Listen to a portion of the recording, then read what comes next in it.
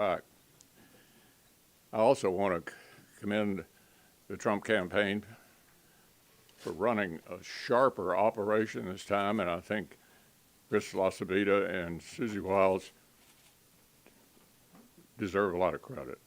They ran a spectacular race. With regard to the Senate, you guys know how long I've been around. I had really hoped I'd be able to hand over to my successor the majority. I've been the majority leader, I've been the minority leader. The majority's a lot better. And I think, based on the fact that we haven't got all the results in, we certainly already know we're going to be in the majority. We're hopeful that that might actually grow some. And I want to give particular credit to Steve Daines. I had that job at the NRSC a few years back. I've never seen a better performance. He focused on getting quality candidates, making sure they actually got the nomination. And as I said, to some criticism, candidate quality is absolutely essential. I also am proud of the job that Senate Leadership Fund and its related groups did. Overall, they were able to raise $425 million, and they made decisions to invest in, I think, all the right places. I'll just run it down for you. They spent $29 million in Maryland, $42 million in Michigan, $60 million in Montana, $3.3 million in Nebraska, $12.8 million in Nevada, $133 million in Ohio, $82.7 million in Pennsylvania, $30 million in Wisconsin, and $3 million in West Virginia. So clearly what they were doing over there is focusing on the places where we had the best chance to win, and I think the results pretty much prove they made a lot of wise decisions. So with that, I'll be happy to see what you want to talk about. Senate Republicans will have 54, 55, maybe even 56 seats before this is done. You have been an advocate of maintaining the filibuster. The former president, now the president-elect. You know, I'm glad you raised that. And what will you do outside of the leadership now to continue to advocate on that if there are forces here who try to get there? I'm really glad you raised that. I should have covered that before. I think one of the most gratifying results of the Senate becoming Republican, the filibuster will stand. There won't be any new states admitted that give a partisan advantage to the other side. And we'll quit beating up the Supreme Court every time we don't like a decision they make. So I think this shifting to a Republican Senate majority helps control the guardrails to keep people who want to change the rules in order to achieve something they think is worthwhile is not successful. And so I think the filibuster is very secure. Yep. Leader McConnell, practically speaking, what does having a 52 or 53 seat majority mean for getting Trump's agenda through the Senate compared to a 50 or 51 seat? And does this mean maybe you expand the agenda beyond the Trump tax cuts to explore other things, and what might those things be? Well, we hear optimistic reports of what may have happened in the House, and obviously, if you were going to legitimately work around the filibuster, it would be through reconciliation. And so I think we'd be obviously more successful if we flipped the House. And Speaker, I think, put out a statement saying he's optimistic. I hope that's the case. Leader McConnell? Leader McConnell, in March, you blamed former President Trump, President-elect Trump, and his inner circle on the delay to Ukraine aid. Are you confident that he's the best person to deter our adversaries? Yeah, look, I'm here this morning to talk about the election, and I think I'm going to largely confine it to that. Leader McConnell, Yeah. can you talk a little bit about what you expect your role to be next year? My own? When you're not in leadership? I know you've talked about foreign policy. You've got J.D. Vance as the vice president. He's obviously got diverging views from you on foreign policy. Well, what is your role going to be over the next 2 years? Okay. I'm not going to speculate about what anybody else may be doing. I thought your question was what I was going to be doing. Yeah. I'm going to concentrate on defense and foreign policy. I think this is the most dangerous time since right before World War II.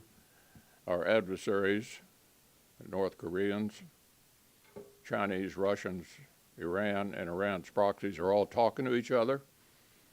They have one thing in common: they hate us, and they want to diminish our role in the world.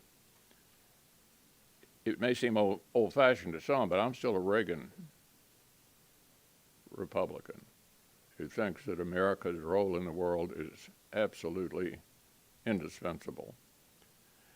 Even if you're concerned about cost, it'd be interesting to know that at the height of World War II, 37% of our gross domestic product was being spent on the war. 37%, and we lost over 400,000 Americans. The Reagan buildup, without a shot being fired, was about 6% of GDP. We're currently spending 2.7.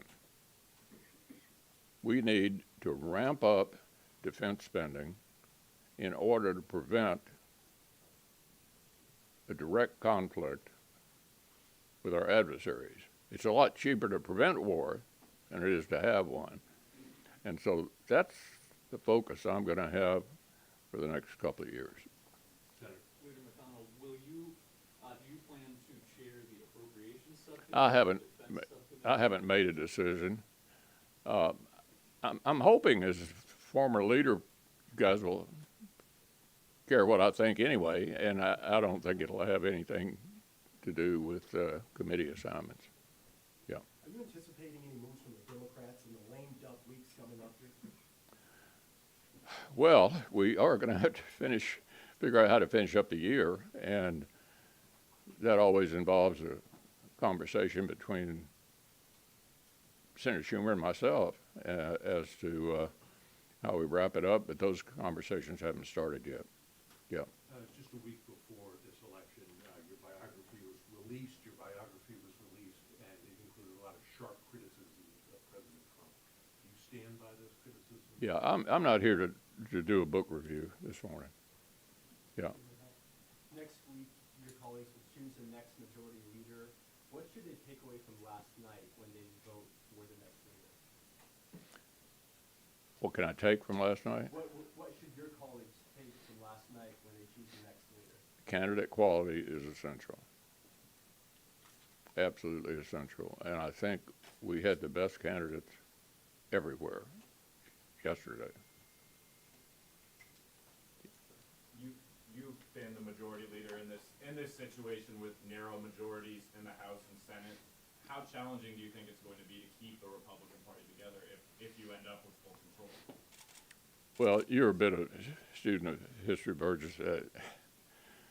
Since senators became popularly elected in 1914, my party's never had more than 55. Democrats had massive majorities during the 30s, during LBJ, during Barack Obama. So obviously, the higher we get, the better. But this is not 60 votes, which is what they had at the beginning of President Obama. So think we did pretty well with narrow majorities during the previous administration. 3 new Supreme Court justices, 54 new circuit judges, comprehensive 30-year overdue tax reform. Yeah, I mean, it's harder, but I think we were successful before with a narrow majority, and I think we will be again. Senator, looking at the results from last night, what do you take away from the mood of the country, where it is now, where it is headed, and how it lands according to your expectations? Well, if you're looking for a simple answer, I think it was a referendum on the current administration, in part. People were just not happy with this administration, and the Democratic nominee obviously was a part of it.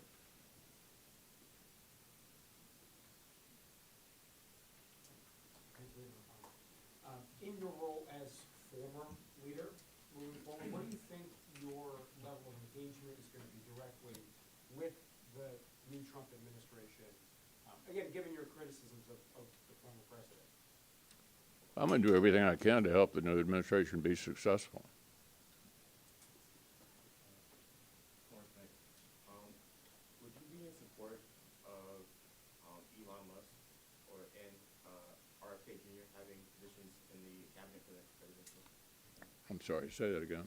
Would you be in support of RFK Jr. and Elon Musk having positions in the cabinet, presidential cabinet, considering that Elon Musk has been reported to be in contact with Vladimir Putin and RFK Jr. has been accused of sexual assault? One of the things about advancing age, if you all live as long as I do, you're going to have hearing aids on and have a hard time hearing a question like that. Why don't you come up here?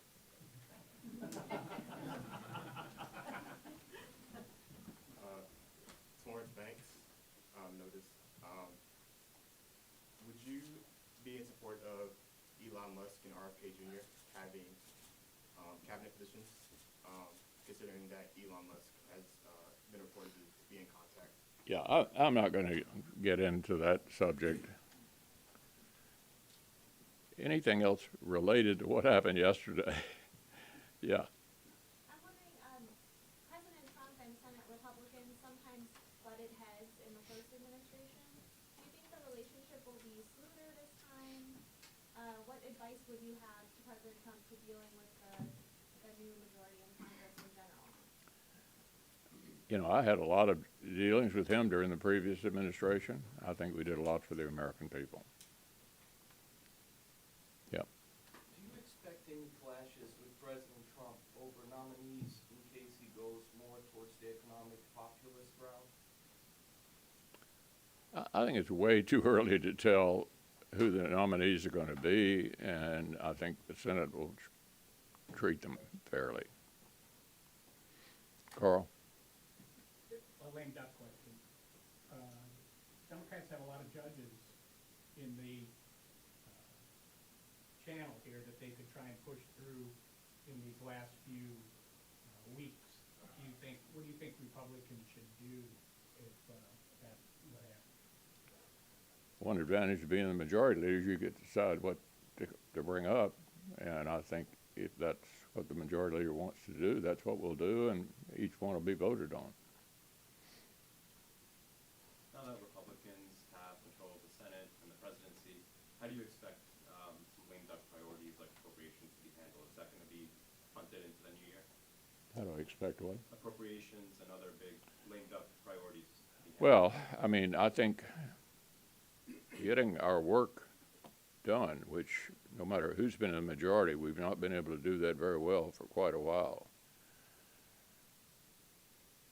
Deciding how to spend the discretionary money that we have, which is not a very big part of what we spend every year anymore, is really important. And I would hope we would put a greater priority than the current Senate has on doing the basic work of government, which is deciding how much to spend and getting it done as close to regular order as possible. Sir, I was hoping you could compare the 2017 Tax Cuts and Jobs Act extension that Republicans are pursuing now to the Bush tax cut extension that we saw. Are these comparable periods in policy now, and what is the Republican position mean for that? Well, I can speak for most Senate Republicans. We thought it was a huge success. It produced more revenue than less, and I'm sure virtually all of us would like to see most of that extended. Okay, I think we're through. Good luck to you all. I enjoyed talking to you, and it was a hell of a good day. Thanks a lot.